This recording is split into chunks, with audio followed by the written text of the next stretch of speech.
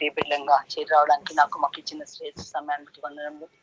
నీ దేవా ఇంతవరకు నీ ప్రియ పాట ద్వారా ఆరాధించి దేవా ప్రార్థనలో తండ్రి నీ సన్నిధి ఆనందించడానికి కృప చూపించిన దేవా నీకు వందనములు. క్రితం తండ్రి నీ జీవన మార్గం ధ్యానించడానికి అల్పరాలైన అర్హతలు నన్ను నిలబెట్టుకున్న ప్రభా, అందరిని బట్టి నిన్ను స్తుతిస్తూ ఆరాధిస్తున్నానయ్యా. నిజంగా తండ్రి ఎంతో బలహీనురాన్ని, ఏమాత్రమో అర్హత లేదని పాపిని అని ఒప్పుకుంటున్నాను. అనుకరించి నేను అపారమైన ప్రేమను బట్టి నన్ను క్షమించుము. నీ అమూల్యమైన రక్తంతో కడిగి పవిత్రపరిచి శుద్ధీకరించుము. నా నోట నీ మాటలు ఉంచుము. నీ మాటలు స్పష్టంగా, సరళంగా, ధారాళంగా, ప్రేమతో దేవా మరి మా మధ్య విడుదలవులాగున దయతో ఈ దాస్త్రాన్ని జ్ఞాపకం ఉంచుకొని దేవా దాచమని ప్రార్థిస్తున్నానయ్యా. సహాయం దయచింది. మాతో నూతనంగా మాట్లాడుము తండ్రి. నువ్వు మాట్లాడుతున్నావు అని గమనం ఎరిగి ఈ అంతిమ దినంలో మాకు కావాల్సింది మేము ఆత్మీయ పాఠాలు నేర్చుకొని అంతర్గత బలము పొంది దేవా ఈ జీవితంలో స్థిరంగా బలంగా నిలబడడానికి శక్తి సామర్థ్యములను నీ కృపను ఆశ్రయిస్తూ ఈ సమయం మా అందరికీ దీవెనకరంగా ఉండేలాగా కృప చూపించమని నీ పాదాల దగ్గర నన్ను మమ్మల్ని అందరినీ చేర్చుకుంటుంది. అమూల్య రక్త పోషణ మీద తీసుకొని వస్తుంది. సమస్త మహిమా ఘనత ప్రభావం నీ పరిశుద్ధ నామాన్ని నామను ప్రార్థించి అడిగి వేడుకున్న పరమ తండ్రి. ఆమేన్. ఆమేన్. ఆమేన్. రుతు సిస్టర్. అందరికీ అరుణ సిస్టర్ ఎవరండి? అరుణకే సిస్టర్ మీరు కొంచెం మ్యూట్ లో పెట్టరా ప్లీజ్. నా మాట వినబడుతుందండి గట్టినే? అరుణ పర్వాలేదు, వినపడుతుందేమో. ఒకసారి మ్యూట్ లో పెట్టరా సిస్టర్ మీరు దయతో.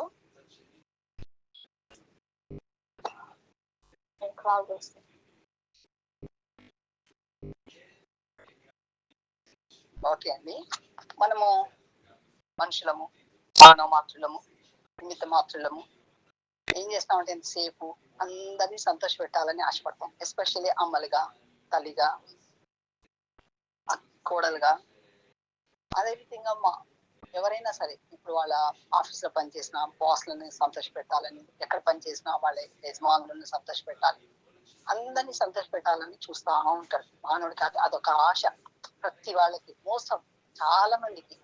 చాలా మట్టికి అందరినీ సంతోషపెట్టాలి, అందరూ తృప్తిగా ఉండాలి అని ఆశిస్తారు.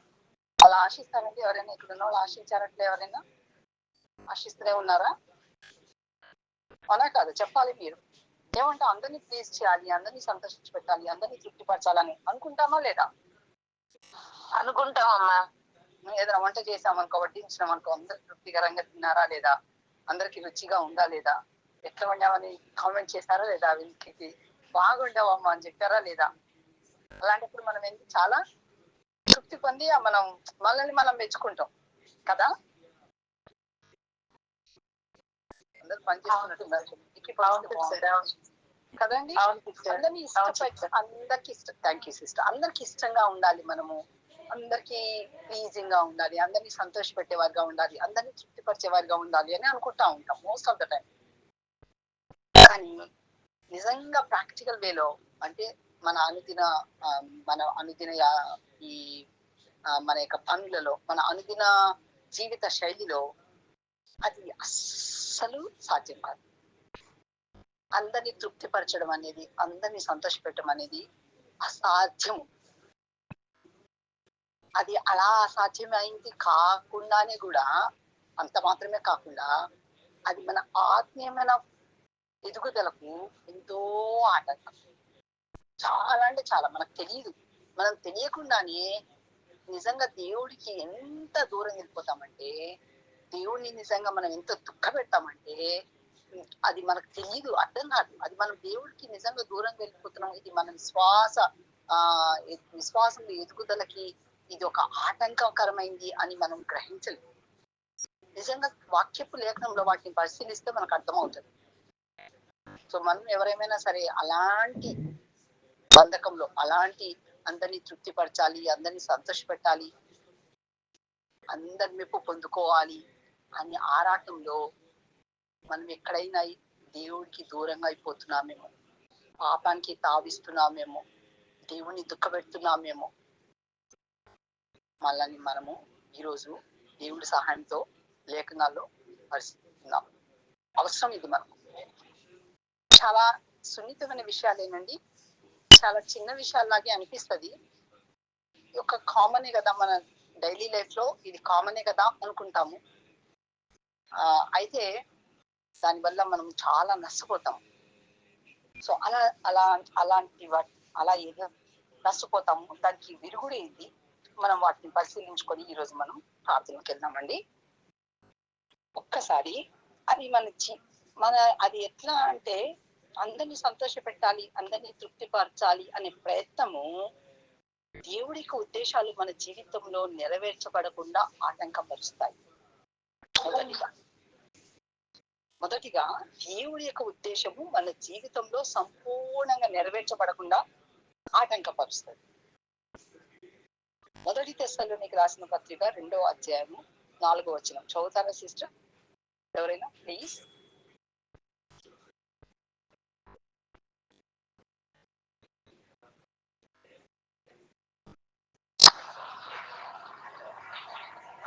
సువార్తను మాకు అప్పగించుటకు యోగ్యులమని దేవుని వలన ఎంచబడిన వారమై మనుషులను సంతోషపెట్టే వారము కాక మన హృదయములను పరీక్షించి దేవుణ్ణి సంతోషపెట్టే వారమై బోధించుచున్నాము.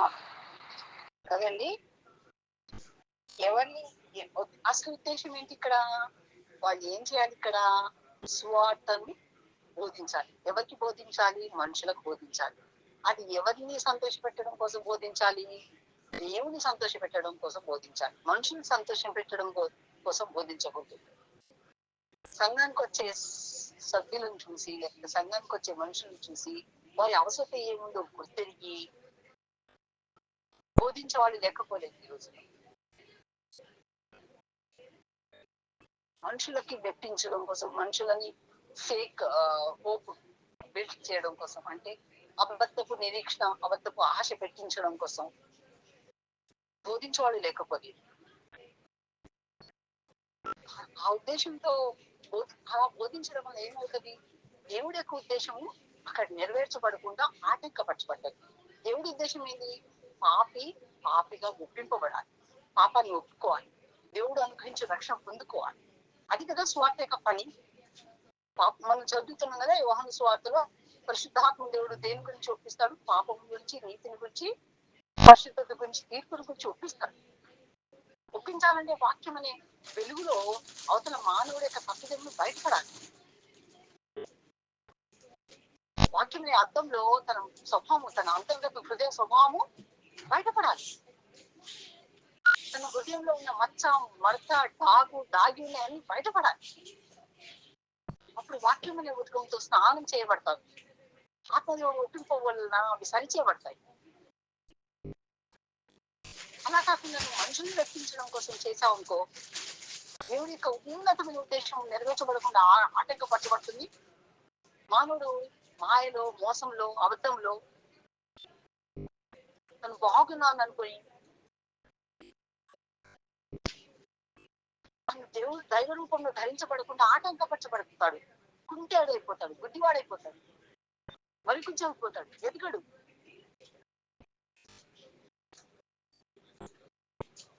సో హారిగా కాబట్టి దేవుడిని మెప్పించడం కోసం మేము పనిచేయాలి తప్ప మనుషులు మెప్పించడం కోసం పని చేయకూడదు. ఆ రీతిగా మొదటిగా మనం మనుషులను అందరినీ తృప్తిపరచాలని అనుకున్నప్పుడు ఏం జరుగుతుందంటే, దేవుడి యొక్క ఉద్దేశము నెరవేర్చబడకుండా ఆటంకపరచబడుతుంది. రెండోదిగా అది ఏం చేస్తుందంటే, యోహాను సువార్త 5:44 చదవండి సిస్టర్ ప్లీజ్. యోహాను సువార్త 5:44.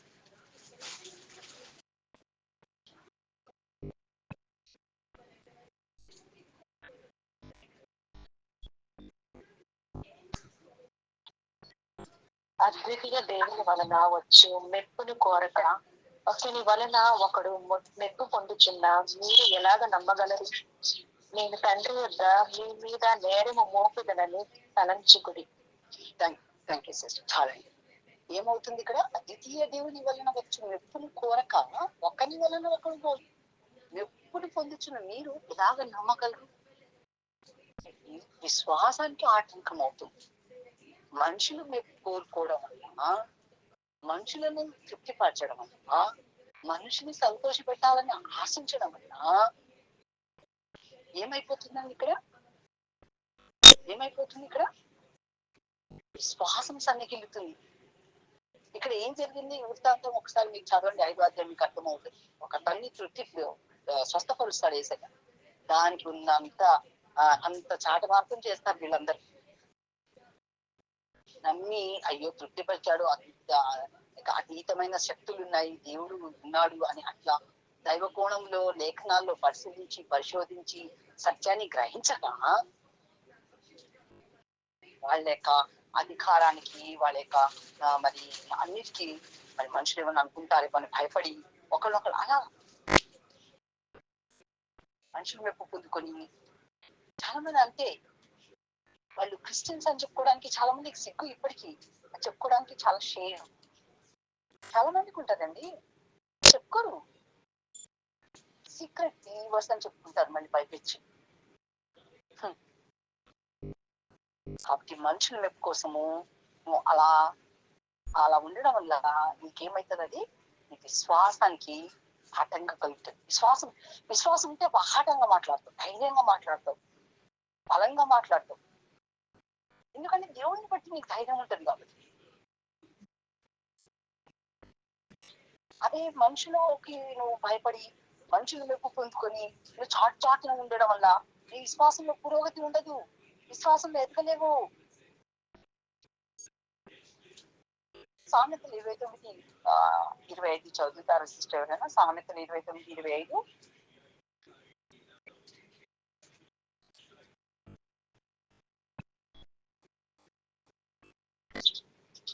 భయపడుట వలన మనుషులకు ఉరి వచ్చింది, యెహోవా యందు నమ్మిక ఉంచువాడు సురక్షితముగా నుండు. అండి, భయపడడం వల్ల ఏమైతుంది, మనిషికి ఉరి వస్తుంది, అపాయం వస్తుంది. అది దేవుడిని మనం నమ్మికుంచితే సురక్షితంగా ఉంటాం. మనుషులకు ఎలా భయపడతాం మనుషులకు? మనుషుడు ఏ పాటి వాడు భయపడడానికి? చాలా స్వల్పుడు. కాబట్టి జాగ్రత్త. మనము ఆ రీతిగా విశ్వాసంలో ఏమైనా సన్నగిలిపోతున్నామేమో, మనుషులు మెప్పించడం కోసము మనుషుల అభిప్రాయం స్వీకరించడం వల్ల విశ్వాసంలో మనం స్తంభించిపోతున్నామేమో, సన్నగిలిపోతున్నామేమో, ఎదగలేకపోతున్నామేమో. విశ్వాసం లేకుండా దేవుడికి ఇష్టమై ఉండట అసాధ్యము. దీనితో విశ్వాసంలో వృత్తి పొందాలి. దేవుడి భయము మనకు ధైర్యం ఇస్తుంది. కాబట్టి ఆ ధైర్యంతో ఇంక ఈ స్వార్థను ప్రకటించేవారిగా ఉండాలి.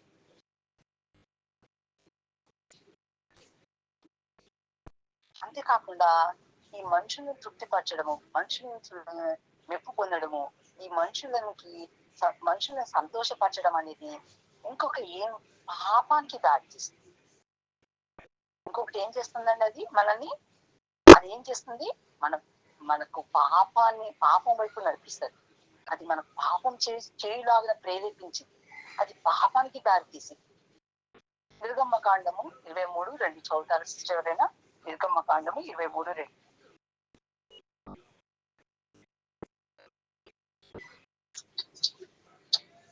దుష్కార్యము జరిగించుటకు సమూహమును వెంబడింపవద్దు, న్యాయమును త్రిప్పివేయుటకు సమూహముతో చేరి వ్యాజ్యములో సాక్ష్యము పలకకూడదు. Thank you sister. కదండి, దుష్కార్యం చేయడం కోసం సమూహాన్ని వెంబడించదు. అంటే మనుషుల అభిప్రాయాలను తీసుకోవడం వల్ల ఏమవుతుందంటే వాళ్ళతో ఏకీభవించి పాపం చేయడానికి దారితీస్తున్నారు. సాక్ష్యం ఏంటంటే దానికి మరి సమూహంతో చేరి రాజ్యములలో సాక్ష్యం పలకకూడదు. అది నిజాలు తెలుసుకోకుండా అది అవునా కాదా మీకు గ్రహింపు లేకుండా అవతల చెప్పారు కాబట్టి అవతల మీద ఉన్న అభిమానంతో వాళ్ళని మెప్పు కోసము అయ్యో నేను వీళ్ళ పక్షంగా మాట్లాడకపోతే ఎట్లప్ప అన్న ఒక ఆలోచనతో, ఆ తలంపుతో, వాళ్ళ మీద ఉన్న అభిమానంతో అవతల అది నిజం కాకపోయినా నువ్వు అబద్ధం ఆడుతున్నావు అనుకో, వాళ్ళ గురించి ఏదైనా నువ్వు నిజంగా వాళ్ళతో ఏకీభవిస్తావు అనుకో, నువ్వు గ్రహించకుండా అది దేవుడు మెచ్చుకోదు, అది దేవుడికి ఇష్టం ఉండదు. అంటే అలా పాపం చేయడానికి దారితీస్తున్నది. ఇవి చూడడానికి చాలా సులువుగా చిన్నగా ఉంటాయండి, కానీ మన దైనందిన కార్యక్రమాల్లో జరుగుతూనే ఉంటాయి ఈ పాపాలు. Be careful. చాలా జాగ్రత్తగా ఉండాలి. మనం చాలా మెలకు కలిగి ఉండాలి. మనం దైవ బిడ్డలము, మనం సత్య సంబంధులము, మనం వెలుగు సంబంధులము, మన ఆత్మీయ సంబంధులము, మన పరలోక సంబంధులము. తన రక్తం ఇచ్చి కడిగి కొనబడ్డ తన స్వాస్థ్యము, దేవాది దేవుడి యొక్క స్వాస్థ్యం. మనము సామాన్య మానవుల వల్ల మనం ప్రవర్తించకూడదు, లోకస్తుల వల్ల మనం ఉండకూడదు. సత్యలేఖనాలు ఎదిగిన మనం సత్యలేఖనంలోనే మన జీవితాలను మనం మలుచుకోవాలి. అప్పుడే మన జీవితాలు మార్చబడతాయి.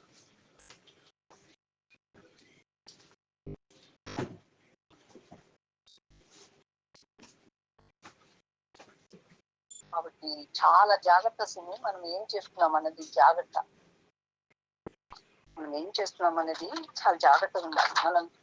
మన అనుదిన మనం ప్రతి దినము ప్రతి క్షణము మనల్ని మనం పరీక్షించుకోవాల్సిన వారిగా ఉన్నాం. మొదటి సమయాలు 15:24 చదువుతారు సిస్టర్ ఎవరైనా? మొదటి సమయాలు 15:24.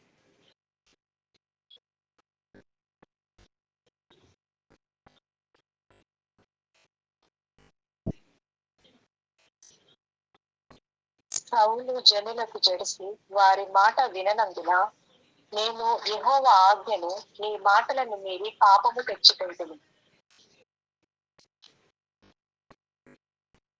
ఆయన జనులకు నందున ఏం జరిగింది అక్కడ? భయపడ్డాడు. ఎవరికి భయపడ్డాడని? ప్రజలకు భయపడ్డాడు. ఆయన చుట్టూన్న ప్రజలు వెళ్ళిపోతారేమోనని భయపడ్డా అంటాడు.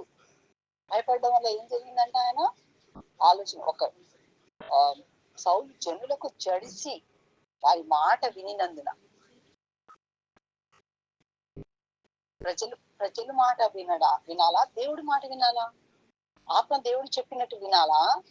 సంఘ నిర్వహణ కానీ, కుటుంబ నిర్వహణ కానీ, ఆత్మీయమైన నిర్వహణ, మన వ్యక్తిగతంగా మన ఆత్మీయమైన జీవితాన్ని కట్టుకోవడంలో కానీ, మనము మనుషులను ప్రేమించడానికి బద్దులమై ఉన్నాం. ప్రేమించాలి కదా అని వాళ్ళతో అన్ని విషయాలు ఏకీభవించవలసిన అవసరము మనకు లేదు. చెడు చేయమంటే చెడు చేయలేము కదా.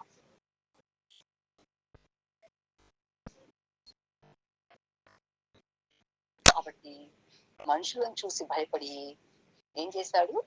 యెహోవా ఆజ్ఞను నీ మాటని మీరి పాపం తెచ్చుకుంటుంది. సౌలు పరిస్థితి మనకు తెలుసు. ఎంత నమ్రతతో, ఎంత విధేయతతో, ఎంత తగ్గింపుతో తన జీవితాన్ని ఆరంభించాడో. ఎంత గొప్పగా నిశ్చితంగా దేవుడు కనపరిచాడు. నేను చిన్నవాడిని, నా గోత్రం ఏ పాటిది అని ఆరంభించిన సౌలు ఇక అంతం ఏమైందో మనం ధ్యానించుకుంటూ వచ్చినాం రీసెంట్ గా ఈ మధ్యన. జాగ్రత్త, మన పరిస్థితులు కూడా ఎలా ఉన్నాయో. మనం మనుషులను మెప్పించడం కోసము మరి తప్పిదం చేసి దేవుడికి దూరం అవుతున్నామేమో, దేవుని దుఃఖపెడుతున్నామేమో, దేవుణ్ణి బాధ పెడుతున్నామేమో. మనం పాపం చేసి మనము దేవుడి ఎదుట మరి మన యొక్క పరిస్థితిని మనం ఎలాంటి స్థితిలో పాపానికి వేరే పరిష్కారం లేదు. పరివాసనం చాలా దారుణంగా ఉంది. కాబట్టి జాగ్రత్తగా పరిశీలించుకోవాలి. ఆత్మదేవుడు సహాయం కోరుకోవాలి, జ్ఞానం కోరుకోవాలి. సామెతలు 1:10 చదవండి సిస్టర్ ఒక్కసారి. సామెతలు 1:10. నా కుమారుడా పాపమును ఒప్పుకుమా.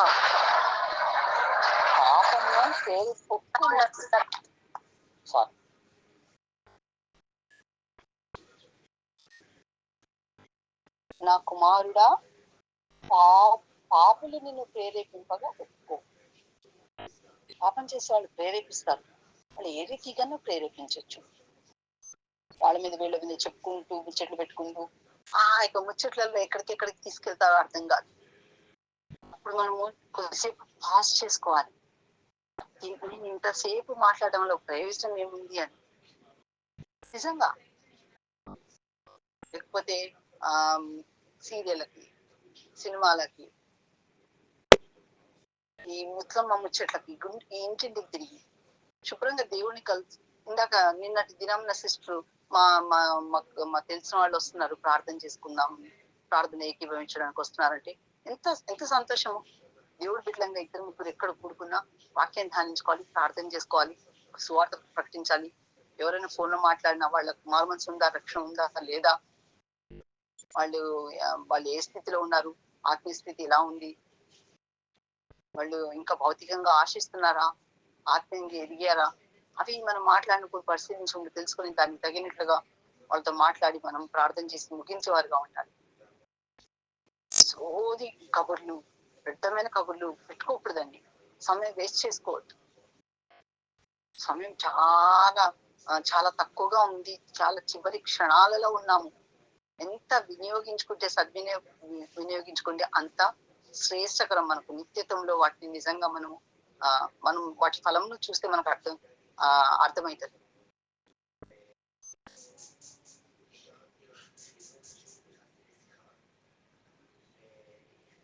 సో నాకు పాపం నుండి నేను ప్రేరేపింపగా ఒప్పుకోవద్దు. అది గ్రహించాలంటే ఆత్మదేవుడి యొక్క స్వరాన్ని మనం వినగలిగిన స్థాయికి ఎదగగలగాలి. ఆత్మ వివేచన మనకు కలగాలి. ఆత్మదేవుడితో మనం కలిసి నడుస్తున్నాం అన్న గమనంలోకి మనం రావాలి. ఆత్మదేవుడు మనలో, నాలో, మనతో ఉన్నాడన్న ఆ గ్రహింపు సత్యం మనకు కలిగి ఉండాలి. అప్పుడే సాధ్యమైంది. మనం ఆకతాయిగా మర్చిపోయి లోకస్తుల వల్ల ప్రవర్తించడం చాలా దేవుడికి దుఃఖం అండి, బాధ. ఓకే, సో కాబట్టి మనము అలాంటి ప్రేరణలో మనం వెళ్ళకూడదు. అంత మాత్రమే కాదు, ఇలాంటి మనుషులను మెప్పించాలనే ఈ యొక్క తపన, మనుషుల్ని సంతోష పెట్టాలి, మనుషులను తృప్తిపరచాలనే తపన మన వేషధారణ జీవితానికి దర్పణం పడుతుంది. వేషధారణ జీవితం లాగా ద్వంద్వ స్వభావంతో, కపట స్వభావంతో బ్రతకవలసిన అవసరం వస్తుంది. అది అవసరమా మనకు? అది అవసరమా? యథార్థంగా ఉండడం చాలా మంచిది. యథార్థవంతులను ఏం చేస్తాడంట యేసయ్య?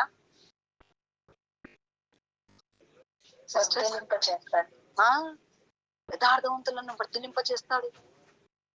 యథార్థవంతులకి నన్ను ఇష్టపడతాడు. యథార్థవంతులు ఎవరైనా ఉన్నారా అని ఎదుగుతా ఉంటాడు. దేవుడి దగ్గర యథార్థంగా ఉండడం మనం నేర్చుకోవాలి. అది తెలియాలి. కాబట్టి వేషధారణ అంటే దేవుడికి అస్సలు ఇష్టం ఉండదు. వేషధారులారా ఎన్నిసార్లు అన్నాడని? 36 సార్లు అన్నాడని నిన్న ఆ యొక్క అధ్యాయంలో. ఏ అధ్యాయం ఎవరికైనా గుర్తుందండి? పరిశీలి సర్దికాలను గద్దిస్తూ అంటాడు కదా. సరే, బైబుల్ ప్లీజ్ పెట్టుకోవడానికి టైం లేదు మనకు. కానీ ఇప్పుడు లూకా 16:15 ఒక్కసారి చదువుతారా సిస్టర్? లూకా 16:15.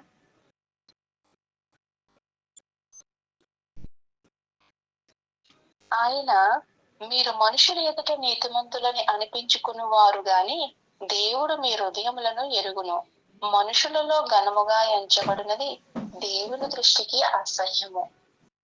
సగం మొదటిది ఏముందంటండి? మొదటి మనం ఎలా ఉంటారంటే, మీరు మనుషుల ఎదుట నీతిమంతులని అనిపించుకుంటాం.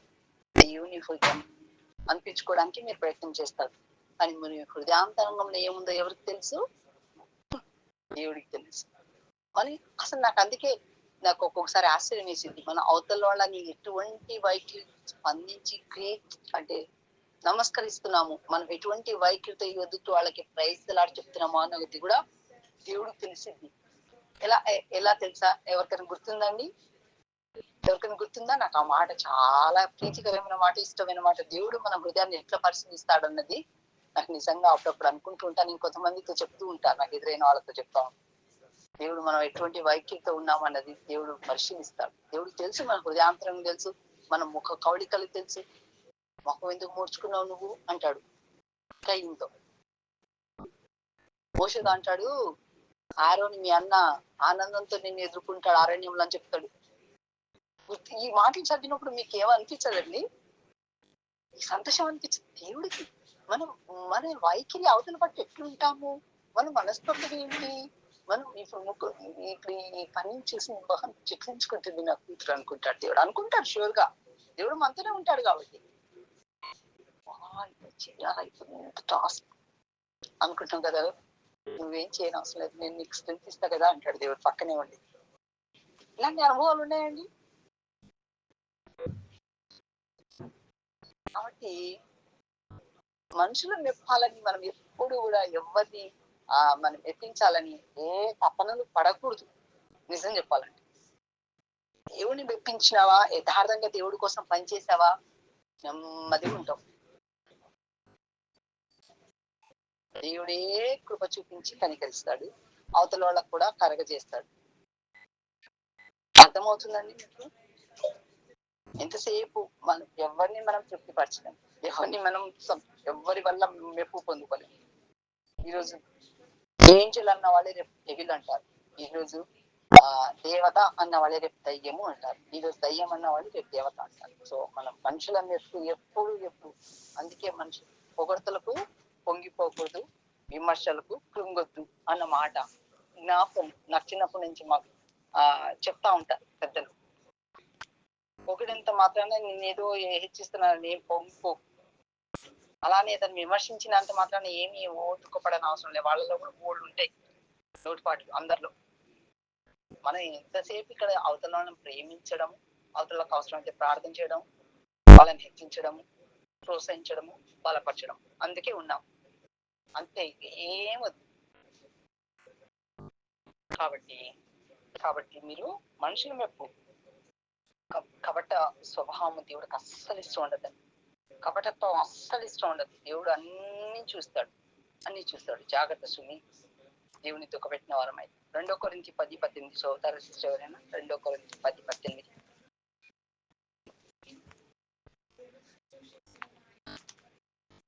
ప్రభు మెచ్చుకున్నవాడే యోగ్యుడు గాని తను తానే మెచ్చుకున్నవాడు యోగ్యుడు కాడు. మెచ్చుకునేదగిన వాళ్ళు ఒకళ్ళు ఉన్నారు. ఎవరు? ప్రభు. ఫలాదాశగా, ఫలానా కుమార్తె, ఫలానా సేవకుడు, ఫలానా కుమారుడు అప్పగించిన పని చేసి నా దగ్గరికి వచ్చిన, ఇదిగో నీకు బహుమానం. మెప్పు కూడా ఇప్పుడు బయటపడతండి ప్రభు మెప్పు. కాబట్టి ప్రభు మెచ్చుకున్న వాడే యోగ్యుడు కానీ తను తాను మెచ్చుకున్నవాడు యోగ్యుడు కాదు. కాబట్టి మనల్ని మనం మెచ్చుకొని అవతల ఇంప్రెషన్ పొందడం కోసము, లేకపోతే అవతలను సంతోషము పెట్టడం కోసం, తృప్తిపరచడం కోసం, అవతలని ఇంకా మెప్పు పొందడం కోసం దేవుని దుఃఖపెట్టి దేవుడికి వ్యతిరేకంగా పాపం చేస్తున్నాం మేము. ఈరోజు ఈ లేఖనాలు వెలుగులో మనల్ని మనము పరీక్షించుకున్నాం. మనం యథార్థంగా మన ఎదుటి ఉన్న పనులను మనము, బాధ్యతలను మనము నిర్వర్తించుకుంటూ వెళ్ళినప్పుడు అన్ని కూడా తన మార్గంలో చక్కగా ఉంటాయి. దేవుడే ఒప్పింప చేసుకుంటూ వస్తాడు అందరినీ, దేవుడే ప్లీజ్ దేవుడే ఎవరి ఫలంలో వాళ్ళకి ఇచ్చుకుంటూ వస్తాడు. మనకు అనవసరం, మనం దేవుడి కోసం చేస్తున్నాం అంతే, చేసుకుని బయటకు రావాలి. ఏదైనా పని ప్రేమతో చేయాలి. కాబట్టి మనుషుల మెప్పు వల్ల మనం, అందుకే లూకా 16:15 ఇందాక మనం చదివినట్టుగా చివరి భాగం ఒక్కసారి చదవండి సిస్టర్. చివరి భాగం, మనుషులలో ఘనముగా ఎంచబడినది దేవుని దృష్టికి అసహ్యత కదండి. మనుషులో ఘనంగా ఎంచబడింది దేవుడి దృష్టికి అసహ్యం. అందుకే దేవుడు కూడా సౌలుని రాజుగా తీసేసిన తర్వాత మరి జెస్సి కుమారులను రాజుగా నియమించడంలో ఈ మంచి వాళ్ళు వస్తా అంటే సమీర్ ఏమనుకుంటాడు, ఈయనే రాజే ఉండొచ్చు అనుకున్నాడు. అని దేవుడు ఏమంటాడని ఆ మాట, అక్కడ ఒక మాట అంటాడు, చక్కని మాట. ఎవరికి గుర్తుందా? నువ్వు మనుషుడు హృదయం పై రూపమును చూస్తారు, లక్ష్య పెట్టును గాని దేవుడి హృదయమును లక్ష్య పెట్టును. థ్యాంక్ యూ సిస్టర్, ఎగ్జాక్ట్లీ కదండి. కాబట్టి మన హృదయం కావాలి దేవుడికి. మన హృదయంలో ఎందుకంటే మన హృదయము చాలా చెడ్డదండి, ఎక్కడ లేని ఆలోచన అక్కడే పుడతా ఉంటాయి. కాబట్టి ఆ మనసుని, హృదయాన్ని కాచుకున్నవాడు గెలిచిన వాడే. అది అందుకని మనకు ఇది తెలియాలి, లేఖన సారాంశాలు మనకు అర్థం అవ్వాలి. పుట్టినే నింపి ఉంచలేదు, ఇవన్నీ మనం దినదినం నేర్చుకొని ఆయనలో ఎదగడం కోసం రాయించి ఉంచారు. అంత మాత్రమే కాకుండా ఈ మనుషులను మెప్పించుట అనేది ఏం చేసిందంటే మనల్ని సాక్ష్యం చెప్పకుండా మనల్ని మౌనంగా ఉంచింది. దేవుడి గురించి విట్నెస్ గా ఉందాము, సాక్ష్యం చెప్దాం అని అనడానికి మనకు ఆటంకంగా ఉంటది, ఆటంకరాయిగా ఉంటది మనకి. ఇది యోహాను సువార్త 7వ అధ్యాయం 12 నుండి 13 చదువుతారా ఎవరైనా? యోహాను సువార్త 7వ అధ్యాయం. మరియు జన సమూహములలో ఆయన గూర్చి గొప్ప సెలవు పుట్టెను. కొందరు ఆయన మంచివాడనిది, మరికొందరు కాడు, ఆయన జనులను మోసపుచ్చు వాడనిది. అయితే యూదులకు భయపడి ఆయనను గూర్చి ఎవడూనో బహిరంగంగా మాట్లాడలేదు. కదండి, ఎవరికి భయపడి? యూదులకు భయపడి బహిరంగంగా మాట్లాడలేదు. ఈరోజు మనం కూడా అంతే, భయపడి, మన బంధువులకు భయపడి, మన యొక్క స్టేటస్ కి భయపడి, మన ఇంటి పేర్లకు భయపడి, మనం వచ్చిన నేపథ్యానికి భయపడి, వాళ్ళు ఏమనుకుంటారో, అయ్యో వాళ్ళలో కలిసిపోయిందా, అయ్యో విధవరాళ్ళగా బుట్టలు అయిపోయిందా, వాళ్ళకి ఏమైంది, అట్లా తయారైనవింది అక్కడికి వెళ్ళి అంటారు నన్ను ఫస్ట్ లో. వాళ్ళకి భయపడినాం అనుకో, వాళ్ళ కొంతమంది సంఘానికి వచ్చినప్పుడు బొట్టు తీసేస్తారు, బయటికి వెళ్ళాక బొట్టు పెట్టుకుంటారు.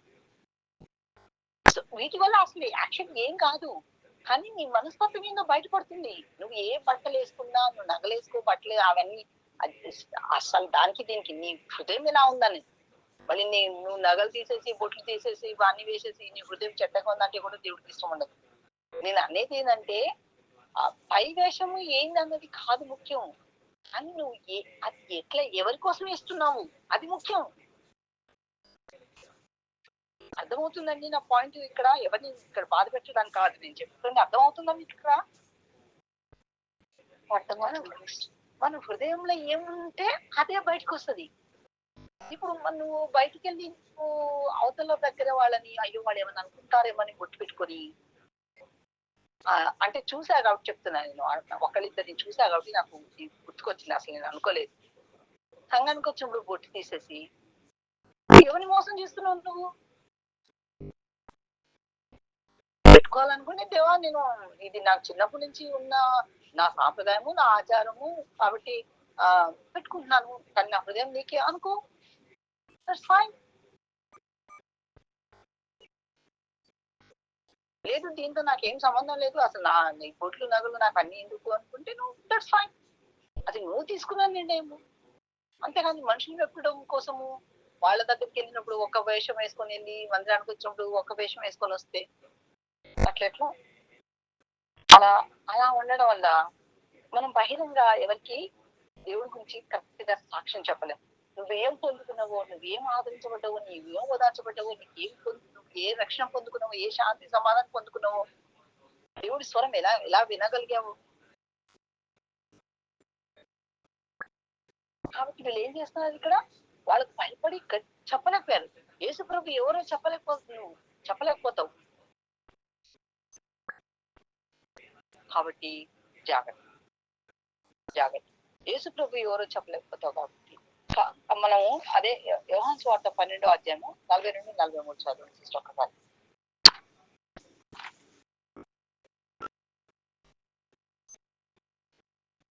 అయినను అధికారులలో కూడా అనేకులు ఆయన యందు విశ్వాసం ఉంచిరి గాని సమాజంలో నుండి వెలివేయబడుతునేమోనని పరిసయ్యులకు భయపడి వారు ఒప్పుకొనలేదు. వారు దేవుని మెప్పు కంటే మనుషుల మెప్పును ఎక్కువగా అపేక్షించిరి. కదండి, థ్యాంక్ యూ సిస్టర్. వాళ్ళు దేవుని మెప్పుకుంటే మనుషుల మెప్పుని అధికంగా అపేక్షించారు కాబట్టి, ఆశించారు కాబట్టి వాళ్ళు ఏం చేశారు, చెప్పలేకపోయారు యేసు ప్రభువు వారి గురించి, సాక్ష్యం ఇవ్వలేకపోయారు. అలా స్వార్థ ప్రకటించడానికి ఎంతమందికి సిగ్గో, వెళ్ళలేరు, కరపత్రములు పట్టుకొని అట్లా వీధిలో వెళ్ళలేరు, నోరికి మాట్లాడలేరు, ఆఫీసుల దగ్గర చెప్పలేరు, పనులు చేసే దగ్గర చెప్పలేరు. నీ విశ్వాసాన్ని నువ్వు చెప్పబా, ఎందుకు నమ్ముతున్నావు యేసు ప్రభువు వారిని? నష్టమేంటి?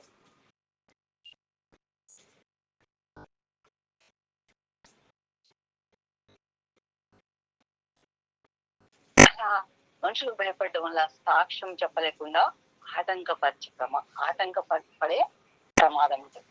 మనుషులు తృప్తిపరచడానికి, మనుషులను సంతోష పెట్టడం కోసం, మనుషుల మెప్పు పొందుకోవడం కోసం మనం ఏం చేయగలిగి ఎలాంటి పాపాలకి తావిస్తున్నామని మనము మన దేవుడి ఉద్దేశం నెరవేర్చబడకపోతుంది. తర్వాత అంత మాత్రమే కాకుండా విశ్వాసంలో మనము సన్నగిల్లే ప్రమాదం ఉంది. ఆ తర్వాత అది పాపాన్ని చేయడానికి దారి తీస్తుంది.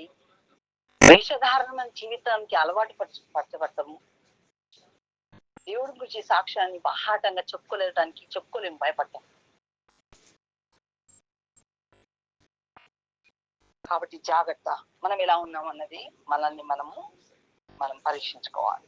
ఈ వాక్య ప్రజలు మనల్ని మనము సెట్ చేసుకోవాలి. మరి ఇవి గ్రహించినప్పుడు, వీటన్నిటిని గుర్తెరిగినప్పుడు, ఇలాంటి మనస్తత్వాలు, ఇలాంటి పరిస్థితులు మనం ఎదుర్కొన్నప్పుడు దీనికి విరుగుడేంది? మరి విరుగుడేంది? అంతే కదా. ఈ వ్యాధికి, జబ్బుకి, ఈ జబ్బుకి చికిత్స ఏంటి? ఆ చికిత్స విరుగుడు ఏంటంటే సత్యమును గ్రహించడం, సత్యాన్ని మాత్రమే పట్టుకొని ఉండడం, నిజాన్ని గుర్తెరగడం, ఆ నిజంను మాత్రమే హత్తుకొని ఉండడం. చివరికి దేవుడు కూడా అందరినీ సంతోషపరచలేడు.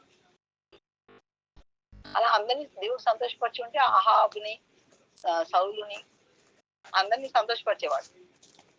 అర్థమవుతుందండి.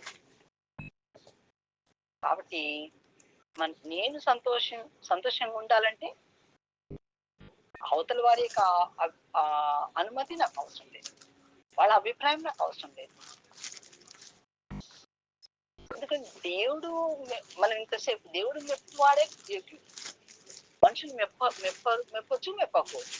వాళ్ళు బాహ్య రూపంలో చూసి ఏదన్నా అనొచ్చు. అంతరంగంలో ఏముందో, ఎలాంటి శోధన ఉందో, ఎలాంటి వేదన ఉందో, ఎలాంటి పోరాటం ఉందో, ఎలాంటి ఆరాటం ఉందో వాళ్ళకి తెలియదు. కాబట్టి నాకు మనుషులు ఏమనుకుంటున్నారు అన్నది నాకు తెలియదు. దేవుడి యందు భయభక్తులతో లేఖనానుసారంగా జీవించడానికి ప్రయత్నం చేస్తున్న నాకు దేవుడే సహకారి, దేవుడే సహాయం చేస్తాడు. కాబట్టి నేను దేవుడి సహాయం పొందుకొని ఆ సత్యాన్ని గ్రహించినప్పుడు నెమ్మదిగా ఉంటాను అనమాట. యోహాను 5:41 ఒక్కసారి చదువుతారు సిస్టర్. యోహాను సువార్త 5:41. విరుగుడు గురించి మనం ఇలాంటి స్వభావాన్ని మనం ఎలా ఎదుర్కోవాలన్న దాని గురించి చూస్తున్నామండి. నేను మనుషుల వలన మహిమ పొందు వాడను కాను, నేను మిమ్మల్ని ఎరుగుదును, దేవుని ప్రేమ మీలో లేదు. మనుషుల వల్ల మహిమ పొంది యేసు ప్రభువు వారే అంటున్నారు, నేను మనుషుల వల్ల మహిమ పొందువాడను కాను, నేను మిమ్మల్ని ఎరుగుతున్నాను. మీరు ఏమనుకుంటున్నారు? మీరు నన్ను పొగిడినా పోగడపోయినా అందుకు రాలేదు. నేను ఇక్కడ నా తండ్రి అప్పగించిన పని నేను ముగించుకోవడానికి వచ్చిన. తండ్రి పని చేస్తున్నట్టే నేను పని చేస్తున్నాను. తండ్రి చెప్తుంటే వినే నేను చేస్తున్నాను. నా అంతటా నేనేం చేయట్లేదు అని చెప్తాడు. కాబట్టి తండ్రికి ఇష్టంగా చేస్తున్నాడు, తండ్రి పని చేస్తున్నాడు. కాబట్టి ఎటువంటి విమర్శ వచ్చినా, ఎటువంటి పరిస్థితులు వచ్చినా, పొగిడినా పొగడపోయినా, విమర్శించినా, ఏం చేసినా నెమ్మదిగా, స్థిరంగా ఆ నిజం మనం గ్రహించుకున్నాం అనుకోండి, నెమ్మదిగా ఉంటాం, స్థిరులుగా ఉంటాం. కాబట్టి మనము అది తెలుసుకోగలగాలి. యెషయా 51:12 నాకు ఇష్టమైన మాట, నన్ను దేవుడు ఆదరించిన మాట. ఈ యెషయా 51 అధ్యాయం చదవండి, చాలా శ్రేష్టమైన అధ్యాయం. 51:12 చదవండి. నేనే మిమ్మల్ని ఓదార్చు వాడను, చనిపోవు నరునికి, తృణమాత్రుడవు నరునికి ఎందుకు భయపడదు? నేనే మిమ్మల్ని ఓదార్చువాడను. ఏం కదా, నాకు బాప్తిసం సాక్ష్యం కూడా 51:11 51 అధ్యాయము 11 వచనం, యెహోవా విమోచించిన వాళ్ళు సంగీత గానంతో సీయోనుకు వచ్చేదారు మాట చాలా శ్రేష్టమైంది. ఆ తర్వాత ఇవంతా చదివితే నాకు ఎంత తృప్తి అనిపించిందంటే, అప్పట్లో రక్షించబడ్డప్పుడు కొత్తలో కొంచెం భయం ఉంటది కదా, మనుషులు, చుట్టాలు, బంధువులు అన్ని ఉంటాయి కదా, ఆ చెత్త చెదారం, వాటన్నిటిని దేవుడు మంచిగా తొలగించుకుంటూ వచ్చాడబ్బా. ఇంత ఓపిక్గా నాలో చాలా, అంటే ఇంకా చేస్తూనే ఉన్నాడు. He still working on me. మన అందరిలో కూడా పని చేస్తూనే ఉన్నాడు. దేవుడు పని పరిపూర్ణమయ్యేది మనం ఈ లోకానికి విడిచిపెట్టినాం. జాగ్రత్త గుర్తుపెట్టుకోండి. అప్పటిదాకా మనం ఇంకా స్టిల్ శాంక్టిఫికేషన్ పీరియడ్ లోనే ఉంటాము. పరిశుద్ధీకరణ ఆ ప్రాసెస్ లోనే ఉంటాం కాబట్టి ఆ, మనం ఎవరిని ఏమి అనడానికి ఉండదు. కాబట్టి చనిపోవు దేవుడు నేనే నిన్ను ఓదార్చేవాడు. దేవుడు మనకు ఓదార్చేవాడు ఉండగా, దేవుడు మనల్ని బలపరిచేవాడుగా ఉన్నప్పుడు దేవుడు మన పక్షం ఉంటాం. మనుషులకు మనం భయపడిన అవసరం లేదు. కీర్తన 27:10. కీర్తన 27:10 చదవండి ప్లీజ్.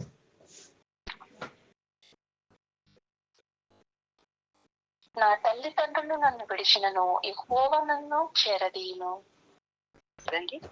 తల్లిదండ్రులు విడిచిన యెహోవా నన్ను చేరది. మనం కూడా అంటే బంధుమిత్రులు విడిచిన, తల్లిదండ్రులు విడిచిన, భర్త విడిచిన చెప్తున్నా. అన్న విడిచిపోవాలని కాదు. ఇక్కడ మరి ఇంకో కుటుంబ వ్యవస్థ దేవుడు ఇచ్చాడు, దాన్ని ప్రేమతో కట్టుకోవాలి, అది డిఫరెంట్ స్టోరీ. కానీ విశ్వాసం విషయంలో వచ్చింది, దేవుడికి కార్యములకు ఆటంకం కలిగే విషయం వచ్చిన దేవుడే తల్లిదండ్రులు నన్ను విడిచినా యెహోవా నన్ను చేరది. కాబట్టి దేవుడు మనకు బలం ఇచ్చేవాడు, దేవుడు మన పక్షం ఉండేవాడు, దేవుడు మనల్ని ఓదార్చేవాడు, దేవుడు మనల్ని చేరదీవాడు. కాబట్టి మానవ మాతృలకి భయపడొద్దు అని చెప్తున్నాను. తర్వాత ఇంకొకటి వచ్చేసి ఎంతో ప్రాముఖ్యం అనుకునేది కేవలం ఇక్కడ అశాశ్వతమైనది, తాత్కాలికమైనది. అది గుర్తించాలి. అయిపోతుంది. నిన్నటి దినము చరిత్ర అయిపోయి. ఈ తాత్కాలికమైన వాటి కోసము శాశ్వతమైన దేవుని దుఃఖ పెట్టడం అవసరమా? ఇది తాత్కాలికమే, ఇది శాశ్వతమైనది కాదు. నేను ఈ టైంలో ఇప్పుడు ఇలా ఉన్నా, దీనికోసం నేను శాశ్వతమైన దేవుని మరి దుఃఖ పెట్టొద్దు. శాశ్వతమైన వాటి కోసం నేను ఉన్నప్పుడు ఈ తాత్కాలికమైన వాటి కోసం, క్షణికమైన సంతోషం కోసం మరి నేను శాశ్వతమైన దాన్ని దూరం చేసుకోకూడదు అన్న గ్రహింపులోకి మనం రాగలగాలి. ఆ గ్రహింపులోకి మనం రాగలిగితే మనం నెమ్మదిగా ఉంటాం. కాబట్టి 1 యోహాను 2:17 చదవండి సిస్టర్. 1 యోహాను 2:17.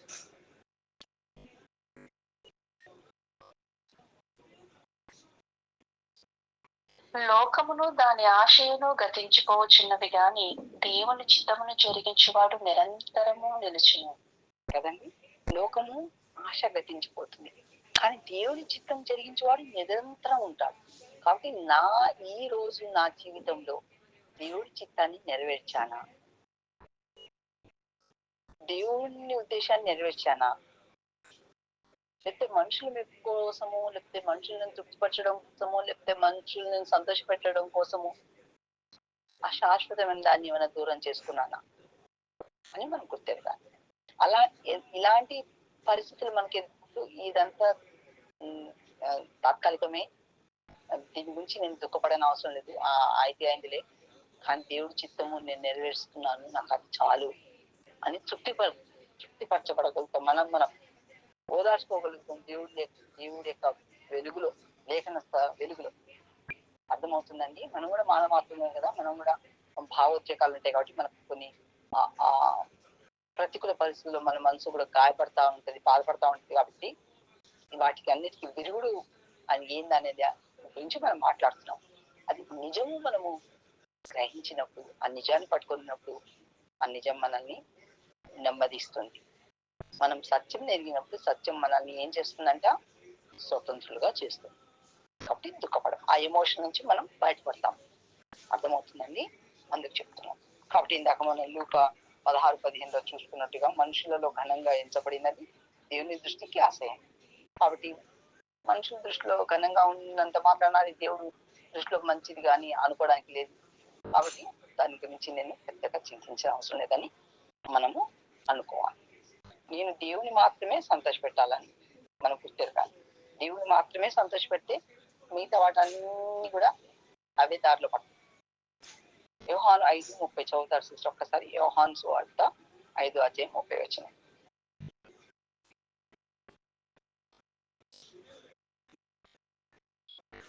నా అంతట నేనే ఏమియో చేయలేను, నేను వినట్లుగా తీర్పు తీర్చుచున్నాను. నన్ను పంపిన వాని చిత్త ప్రకారమే చేయగోరుదును గాని నా ఇష్ట ప్రకారము చేయగోరను గనుక నా తీర్పు న్యాయమైనది. కదండి, అది మనం దేవుని నా అంతటా నేనేమి చేయలే. నేను వినున్నట్లుగా తీర్పు తీర్చుచున్నాను. నన్ను పంపిన వాని చిత్త ప్రకారమే చేయవచ్చు. దేవుడి చిత్తం చేశామంటే, దేవుడి ఉద్దేశాన్ని నెరవేర్చామంటే, దేవుని పరిచామంటే అది చాలు. యేసుప్రభుల వారికి ఎన్నో అభ్యంతరాలు, ఆటంకాలు, వ్యతిరేకతలు వచ్చినాయి. ఎవరు మెచ్చుకోలే. 38 సంవత్సరాల నుండి అక్కడ ఉన్న పాప ఆయన్ని స్వస్థపరిచాడని ఎవరు మెచ్చుకోలే. చనిపోయిన లాజరుని లేపాడని ఎవరు మెచ్చుకోలే. చెప్తున్నా, కొంతమంది మెచ్చుకొని నమ్మిర్రు, కొంతమంది నమ్మలేదు. 72 మంది శిష్యుల్లో ఆయనతో వేల వేల కొద్ది ఫస్ట్ వెంబడించారు. అందులో 72 మంది మిగిలిపోయారు. అందులో చివరికి మిగిలింది 12. ఆ 12లో ఒకడు అప్పగించేశాడు. సో దేవుడికే తప్పలేదు. మనం ఏ పాటి వారు? ఈ గ్రహింపు మనకు వచ్చినప్పుడు మనం నెమ్మదిగా ఉంటాం. మన విశ్వాస జీవితంలో దేవుడి సహాయంతో, ఆత్మ సహాయంతో, లేఖన సత్యంలో మన జీవితాన్ని మనము ప్రతి అడుగు పురోగతి చెందుతూ, విశ్వాసంలో ఇంకా బలపడుతూ, దైవ రూపం ధరించుకుంటూ, మనుషుల అభిప్రాయాన్ని మనం లెక్క చేయక దేవుని ఉద్దేశాన్ని నెరవేర్చే వారిగా ఉంటాము. అర్థమవుతుందండి, ఇది చాలా అవసరం మనకు. ఇవన్నీ కూడా ఆత్మీయమైన అభ్యాసాలు, ఆత్మీయమైన ఎక్సర్సైజ్. అందుకే పౌలు ఏమంటాడు, భౌతికమైన కసరత్తు మీకు నిమిత్తం మాత్రం కొంచెం మేలుకరమే అయితే నేను ఇంకా లేఖనాలు చదవను. ఆత్మీయమైన కసరత్తు మీకు శాశ్వత లోకానికి ఉపయోగకరము, అవసరము. ఇవన్నీ మనం చెయ్యాలి. ఇవన్నీ మనం చేయవలసిన వారుగా ఉన్నాము. ఇలాంటి గ్రహింపులోకి వచ్చినప్పుడే మన ఆత్మ పురోగతి ఇంకా ఇంకా అధికమవుతుంది. విశ్వాసం ఇంకా ఇంకా బలపడుతుంది. పాపం చేయకుండా మనం చాలా దూరంగా ఉంటాం. పరిశుద్ధమైన జీవితం కోసం మనం అడుగులు వేస్తా ఉంటాం. మన ప్రయత్నంలో దేవుడు చూస్తూ అక్కడే వదిలేడు. నా బిడ్డ ఎంతో ప్రయాసపడుతుంది, ఎంతో ప్రయత్నం చేస్తుంది పరిశుద్ధంగా జీవించడం కోసం అని దేవుడు కూడా చేయుతనిస్తూ మనల్ని అట్లా అంచెలంచెలుగా ఎక్కిస్తాడు. గలతీ 1:10 చదవండి సిస్టర్. గలతీ 1:10.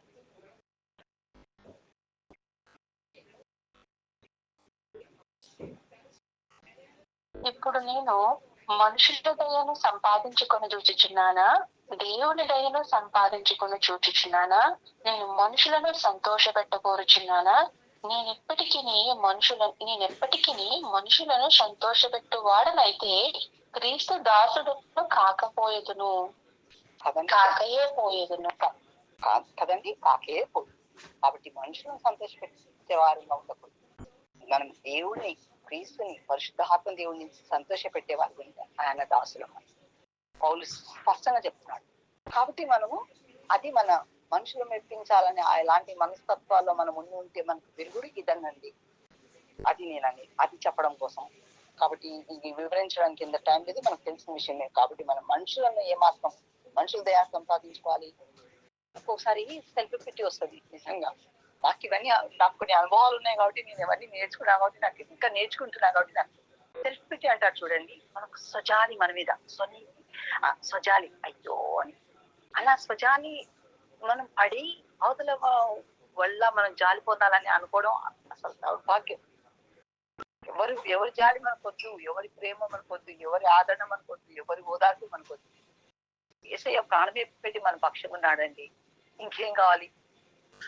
తన ద్వితీయ కుమారుని ఇవ్వడానికి తీయని తండ్రి ఏదన్నా ఇస్తాడన్నమాట. నాకైతే ఎంత ప్రీతికరమైందో. కాబట్టి ఇవన్నీ నన్ను ఎంతగానో బలపరిచినాయండి. అందుకే నేను ఈ మాట నాకు పదే పదే తీసుకొస్తాను. కాబట్టి మనం పౌలు చెప్పినట్టుగా మనం చెప్పగలగాలి ధైర్యంగా. అర్థమవుతుందండి. ఆ తర్వాత అంత మాత్రమే కాదు, ఒక్క దినము మనము లెక్క అప్పగించవలసిన వారం ఉన్నాము. అర్థమవుతుందండి. ఒక దినం మనము లెక్క అప్పగించవలసిన వారు ఉన్నాం. అది గుర్తుపెట్టుకోవాలి. అది గుర్తుపెట్టుకున్నప్పుడు మనం లెక్క అప్పగించవలసిన వాడికి మాత్రమే భయపడతాం తప్ప అందరికి భయపడం. అర్థమవుతుందండి. కాబట్టి రోమా 14:12 ఒకసారి చదవండి సిస్టర్. రోమా 14.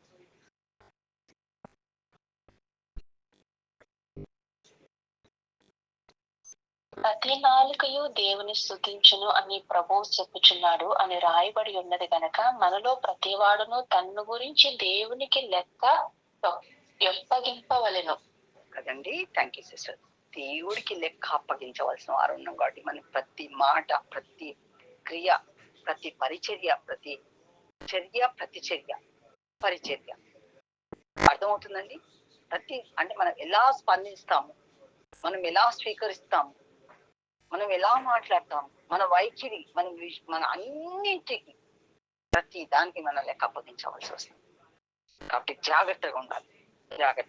లూకా 9:26 చదువుతారు సిస్టర్ ఒకసారి.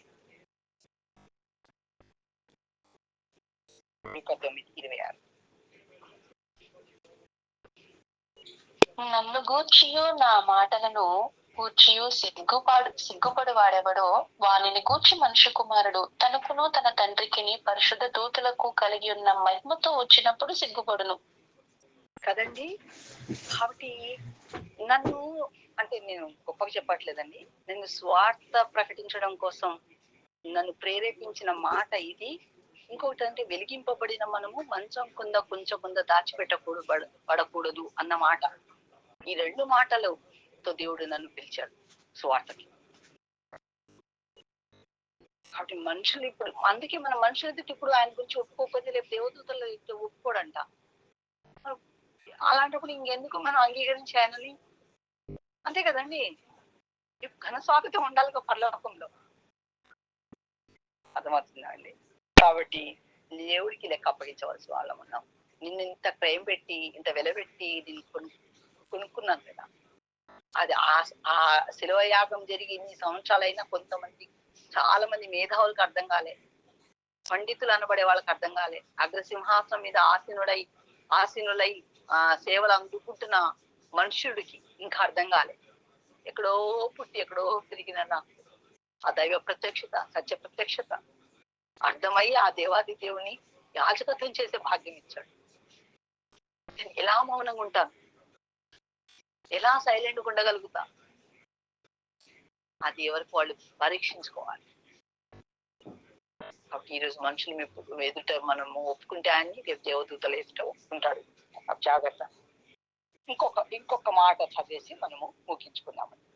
దేవుడే నన్ను నేను ఎలా ఉండాలో తీర్చిదిద్దుతున్నాడు, మనుషులు కాదు. God is who is shaping me. అర్థమైందా? దేవుడే నన్ను మలుచుతున్నాడు, చెక్కుతున్నాడు. అది మనం తెలుసుకోవాలి. ఎవరికి వాళ్ళు. నేనంటే నేను కాదు, ఊరికే నేను. మనం ఎవరైనా దేవుడు మనల్ని చెప్పుతున్నాడు. ఆయన మన శిల్పి.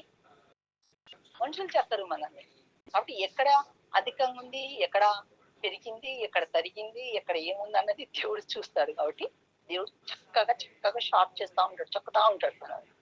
కాబట్టి ఏ రూపం ఆయన మనల్ని ఇవ్వాలనుకుంటున్నాడో ఆ రూపంలోకి దేవుడే మనల్ని నడిపిస్తాడు. కాబట్టి మనము మనుషులను మెప్పించడానికి ఎంత ప్రయాసపడనవసరం లేదు అని అర్థం అక్కడ.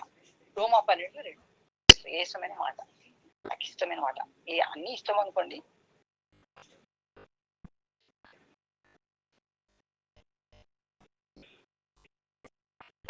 ఎవరైనా రోమా 12. మీరు ఈ లోక మర్యాదను అనుసరింపక ఉత్తమమును అనుకూలమును సంపూర్ణమునయ్యున్న దేవుని చిత్తమేదో పరీక్షించి తెలుసుకున్నట్లు మీ మనసును మారి నూతన మగుట వలన రూపాంతరము పొందుడి. Thank you sister. At the end తుదకు మనకు కావాల్సింది రూపాంతరము. ఎలాంటి రూపాంతరము? మానవుల స్వభావం నుండి దైవ స్వభావంలోకి రూపాంతరం చెందడం. అది ఎవరు చేస్తారు? దేవుడు చేస్తాడు. సో ఎవరికి అప్పగించుకోవాలి? దేవుడికి అప్పగించుకోవాలి. సో ఎవరి చిత్తాన్ని నెరవేర్చాలి? దేవుడి చిత్తాన్ని నెరవేర్చాలి. ఎవరి ఉద్దేశాలు నెరవేర్చాలి? దేవుడి ఉద్దేశాలు నెరవేర్చాలి. ఎవరిని సంతోషపెట్టాలి? దేవుడిని సంతోషపెట్టాలి. ఎవరి కోసం జీవించాలి? దేవుడి కోసం జీవించాలి. అంతే తప్ప నా బిడ్డల కోసము, కుటుంబం కోసము, ఇంకెవరో కోసము, యజమానుడి కోసము, బాసుల కోసం, దేవుడి కోసం జీవించి దేవుని సంతోషపెట్టి దేవుని తృప్తిపరిచినప్పుడు వీళ్ళందరి రిలేషన్షిప్ ని కూడా దేవుడే, అందరి బంధుత్వాన్ని కూడా దేవుడే హెల్తీగా చేస్తాడు, ఆరోగ్యంగా చేస్తాడు, అంటే మంచిగా చేస్తాడు. అదే దేవుడి లేఖను భాగం దీవించి మనల్ని అట్టి వైఖరిలో నడిపించును గాక. Thank you so much sisters. Praise ఆమేన్. ఆమేన్. ప్రైజ్ లార్డ్ అమ్మా. ప్రైజ్ దేవునికి మహిమ కలుగును కాక. చాలా సంతోషం ఉంది. చక్కటి వర్తమానం వింటా వచ్చాము. క్షమించాలి, నాకు వర్షం గట్టిగా పడతా ఉంది ఇక్కడ. కొన్ని వర్డ్స్ నాకు వినపడలేదు అసలు. అయినా దేవుని కృప.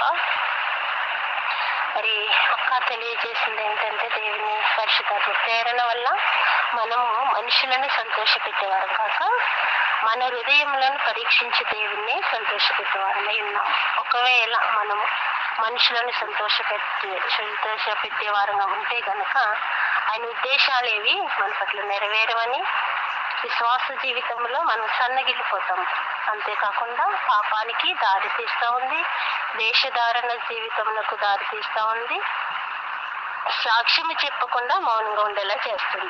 ఇట్టి అనర్థాలకు మనం గురి చేస్తూ ఉంది. కాబట్టి మనుషులను మనము సంతోషపెట్టేవారంగా ఉండకూడదు, ప్రభువును మాత్రమే సంతోషపెట్టేవారంగా మనం ఉన్నాం. ఎందుకంటే మనుషులలో ఘనము గాయించబడినది దేవుని దృష్టికి అసహ్యము. ఎందుకంటే ఆయన మన హృదయములను ఎరిగే దేవుడు కనుక ప్రభువు మెచ్చుకుని వాడే యోగుడు కానీ తను మెచ్చుకుని వాడు యోగుడు కాదు. యథార్థమైన హృదయంతో ఎప్పుడు ప్రభువును మాత్రమే మనము సంతోషపెట్టేవారంగా ఉండాలని మరియు శరీరధారి అయిన రోజుల్లో ప్రభు అయిన యేసుక్రీస్తు కూడా తండ్రి మహిమార్థమై పనిచేయించవచ్చాడు కానీ మనుషుల మెప్పును ఆయన కోరుకోలేదు.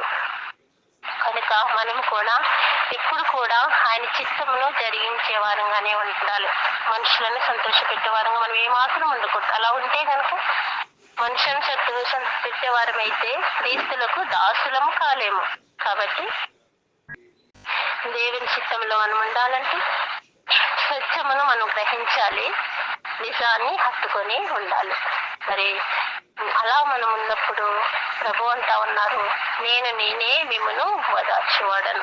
ఒకవేళ తల్లిదండ్రులు ఇచ్చిన ఆయన మనను చేరదీసే దేవుడు కాబట్టి మనము దేవుని చిత్తాన్ని జరిగించచ్చు, దేవుని మాత్రమే ప్రభు అయిన యేసుక్రీస్తుని మాత్రమే మనం సంతోషపెట్టేవారంగా ఉందాము. ఆయన కృప మనకు తోడైండును గాక. మరి చక్కటి వర్తమానం అన్ని వింటూ వచ్చాము.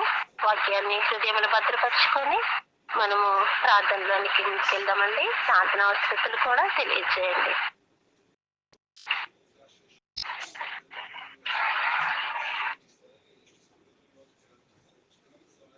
ప్రైజ్లాడండి అందరికి. ఈరోజు నా బర్త్డే అండి, కొంచెం ప్రార్థన చేయండి నా కోసం. నా పేరు షారన్.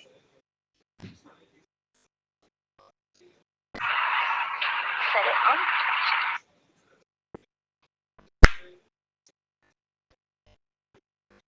కదమ్మా వచ్చిన ప్రతి ఒక్కటికి ప్రభు ప్రయత్నాలను చెల్లించుకుంటున్నాను.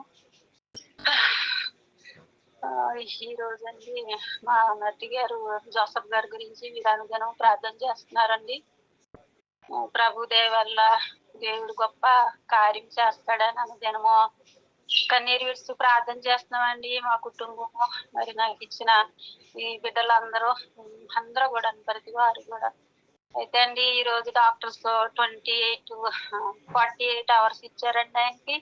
ఒకవేళ బాగుంటే ఆయన ఓన్లీ ఊపిరి తీసుకుంటే గనక ఆ వెంటిలేటర్ తీసేస్తామని చెప్పారండి. దేవుడు గొప్ప కార్యం చేస్తాడనేసి ఎదురు చూస్తున్నామండి. ఒకటి ఆర్గన్స్ అన్ని కూడా వర్క్ అవట్లేదండి. ఆయన పరిస్థితి అంతా చెప్తూనే ఉన్నారు రోజునండి. 48 hours ఇచ్చారండి, వెంటిలేటర్స్ తీస్తానని చెప్పారండి. దేవుడి గొప్ప కార్యం చేస్తాడని ఆశిస్తున్నాను. మీ ప్రార్థనలు అందరికీ నా హృదయపూర్వక వందనం చెల్లించుకుంటున్నానండి. ఆ బిడ్డ పట్ల మరణ ఛాయల్లోంచి దేవుడు లేపుతాడని విశ్వాసంతో ఉన్నానండి. మీరు చేస్తున్న ప్రార్థనలకి నా హృదయపూర్వక వందనం చెల్లించుకుని ఇంకా క్రిటికల్ కండిషన్ లోనే ఉన్నారండి, డాక్టర్స్ చెప్తున్నారండి. ప్లీజ్ దయచేసి సిస్టర్స్ అంతా ప్రార్థన రిక్వెస్ట్ పెడుతున్నానండి. ప్రతి దినము ప్రేజ్ చేస్తారండి నా మనవండి. థ్యాంక్ యూ అండి. Praise God.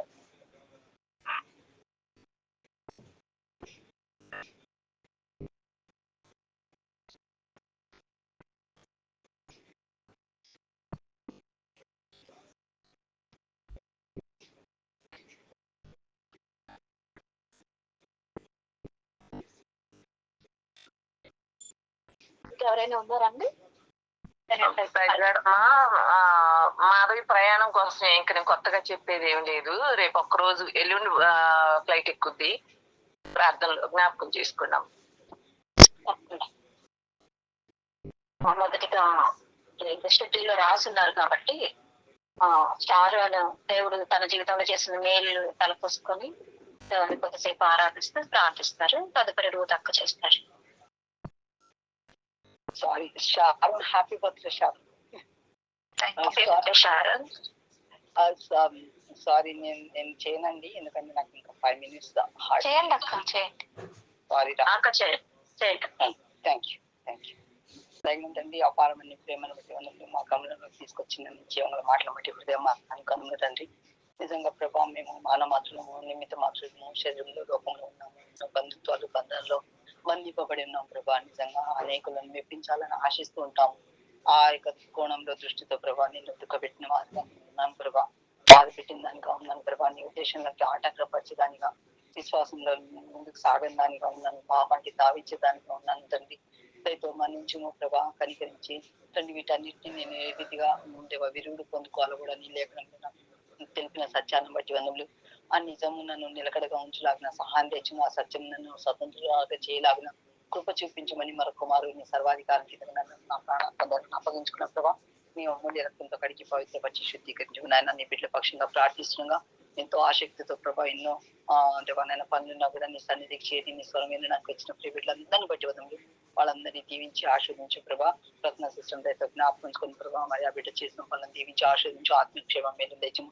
నిర్మల సిస్టమ్ కూడా కనికరించు తండ్రి. మరి క్షేమంగా తీసుకెళ్లి క్షేమంగా తీసుకొచ్చిన తండ్రి మనం ఇచ్చిన ఆరోగ్యాన్ని బట్టి మనం ఇంతవరకు ఇక మీద ప్రభా ఆయుష ఆరోగ్యాలతో నింపమని దేవాన్ని తన పక్షంగా దేవా మరి ఆ బిడ్డ చేసిన ప్రార్థనకు మెండించుకోవాలి తెచ్చి పెట్టుకున్న సహాయం తెచ్చము. విజయ సిస్టమ్ జ్ఞాపకం ప్రభా. ఆ బిడ్డ అవసరం అక్కడ తెచ్చము తండ్రి. నాయన ఆ బిడ్డను కూడా కనికరించము తండ్రి. మరి మిస్సింగ్ కొట్టేతో జ్ఞాపకం ప్రభా. దేవా బిడ్డను నిలబెట్టుకొని వాడుకునే విధానాన్ని బట్టి ఈ ఆత్మ క్షేమంతో మరింతగా నింపు, కుటుంబాన్ని కట్టును తండ్రి. నేను సేవించుకోవాలనే తన యొక్క కోరికను నెరవేర్చు ప్రభా. కృపాస్ సిస్టమ్ జ్ఞాపకం బిడ్డకి చింతలాంతున్న ఆసక్తిని బట్టి ఉంది ప్రభా. ఇంకా బహుగా బలంగా వాడుకుని మంచి ఆరోగ్యంలో భద్రపరచము. కుమారుని కూడా దయతో కనికరించి భద్రపరచము తండ్రి. నేను నామ మహిమార్థం పెంచడానికి తండ్రిని కూడా దయతో జ్ఞాపకం ప్రభా. శాంతి కుమార్ సిస్టమ్ కనికరించి అవసరం కట్టించు. ఆత్మక్షేమం మీద తెచ్చు నా తండ్రి. జీవన సిస్టమ్ దయతో జ్ఞాపకం ప్రభా. ఆ బిడ్డ కూడా కృప చూపించు. ఆ బిడ్డ కూడా తండ్రి నాయన మరి ఎంతో అనారోగ్యంగా వెళ్తా ఉన్నారు ప్రభా. మరి ఆ బిడ్డ పక్షంగా ప్రార్థన నేను జవాబు తెచ్చు. తండ్రి సంపూర్ణమైన ఆరోగ్యం తెచ్చిన ప్రభా. స్వస్థపరిచిన తండ్రి నీ చిత్తానికి అప్పగించుకున్నాను. దేవాపాలలో కూడా తండ్రి మరి యజమానులు కావాలని ఓదార్పును దయచేయం ప్రభా. మీ నష్టములతో జ్ఞాపించుకుని ప్రభావ బిడ్డకి చింతలాంతో నీ కోసం వాడపడానికి కృప చూపించి బిడ్డల ముగ్గురిని కూడా కనికరించము నాయన. మరి ఆ వినికిడి దేవా మరి కరుణ చూపించి దేవా స్వస్థతను దయచేము. ఆ చదువులో బిడ్డలకు తోడైంది నడిపించు ప్రభా. భర్త కూడా జాబ్ చేస్తున్నాను నీకు ఆప్త భద్రతను తెచ్చిన సూర్యకుమార్ సిస్టమ్ కూడా కనికరించు ప్రభా. అవసరం అక్కడ తెచ్చాము. ఆత్మక్షేమం మీద తెచ్చాము. సలమీ సిస్టమ్ జ్ఞాపకం ప్రభా. బిడ్డ మంచి ఆరోగ్యం దయచేము. దేవా మరి అప్పు తీసుకున్నారు తిరిగి ఇవ్వడానికి కృప చూపించి ఆ ఇంటి విషయం అమ్మకంలో కృప చూపించి బిడ్డలిద్దరు కూడా మారుమనసు రక్షణాన్ని భయం కలిగజేయం ప్రభా. బాధ్యతగా నడుచుకోవడానికి సహాయం తెచ్చు. అది నా ఉదయ సృష్టిని బట్టి మనం ప్రభా. బిడ్డ అవసరం అక్కడ తెచ్చము. ఆత్మక్షేమం మీద దయచేము తండ్రి. కరుణ సిస్టమ్ బట్టి ఉన్నాం ప్రభా. బిడ్డ కూడా ఇద్దరు బిడ్డలను దేవా నీ జ్ఞానంతో పెంచడానికి కావాల్సిన కృప తెచ్చము. ఆ ప్రాక్టికల్ దేవాలైనా మరి క్లినిక్ కూడా చక్కగా రన్ అవ్వడానికి దేవాన్ని మీరు సహాయం తెచ్చము. సకల అవసరాలను కృప తీర్చము. వేస్తే రాంటిని బట్టి ఉన్నాం ప్రభా. బిడ్డకున్న ఆశని బట్టి ఉన్నాము. మా మధ్య సంగీత సహకారం ఇచ్చిన ప్రభా. ఆ బిడ్డ కూడా కుటుంబ సభ్యుల నిమిత్తము సిబ్లింగ్స్ కోసం ప్రార్థిస్తున్నాం. ప్రార్థన నేను జవాబు తెచ్చేసి తండ్రి వాళ్ళకు కూడా రక్షణ కార్యం జరిగించు. మా సిస్టర్ కూడా రేపు 29వ తారీఖు ఇండియా రానైనా ప్రభా. నీ కాపుతల భద్రత తెచ్చము. వచ్చిన ఉద్దేశం నెరవేర్చుకొని తిరిగి క్షేమం వెళ్ళడానికి సహాయం తెచ్చము. కల్పన సిస్టమ్ బట్టి ఉన్న ప్రభావ కట్టించము. దేవాలయం మరి ఆ బిడ్డ కూడా గుణ బిడ్డలు మిగతా బిడ్డలు కూడా జ్ఞానంగా పెంచుకోవడానికి తల్లికి తండ్రి నీ ఆత్మ నడిపింపు తెచ్చి బిడ్డ కూడా లోకంలో త్రుటిలో కూడా కాపాడ ప్రభా. ఆత్మక్షేమం తెచ్చింది. షారుని బట్టి ఉన్న ప్రభా. బిడ్డ యొక్క ఆశక్తి ఆశ అన్నింటిని బట్టి ఉందండి. దేవా ప్రేమించి మరొక నూతన సంవత్సరం దయాకీర్షణ తొలగిన కృపను బట్టి ఉంది. ఆశ ఆరోగ్యంతో బిడ్డను దేవా నింపమని ప్రార్థిస్తున్నానయ్యా. సహాయం తెచ్చము. కృప చూపించము. కనికరంగా తండ్రి మరి బట్టి కూడా ఉన్నప్పుడు ప్రభా. పెట్టుకున్న ఆశక్తిని బట్టి ఉన్నప్పుడు తండ్రి ఎక్కడెక్కడో ఉన్న వాళ్ళందరినీ ఎంతో ఓపికతో సహనంతో ప్రభా ఒక్క దాటి మీద నడిపించడానికి ప్లాట్ఫామ్ ని ఆ బిడ్డకు దయచేసినందుకు కొందరు పడుతున్న ప్రయాసకు ప్రతిఫలం దయచము. మంచి ఆరోగ్యం భద్రపరచము. ఆత్మక్షేమం వెళ్ళి తెచ్చము. వీటిద్దరిని మ్యాగ్ దేవా మరి జాయిన్ బట్టి ఉన్నప్పుడు ప్రభా. తను చేస్తున్న ప్రయత్నం కూడా ప్రభా ఆస్ట్రేలియా వెళ్ళాలని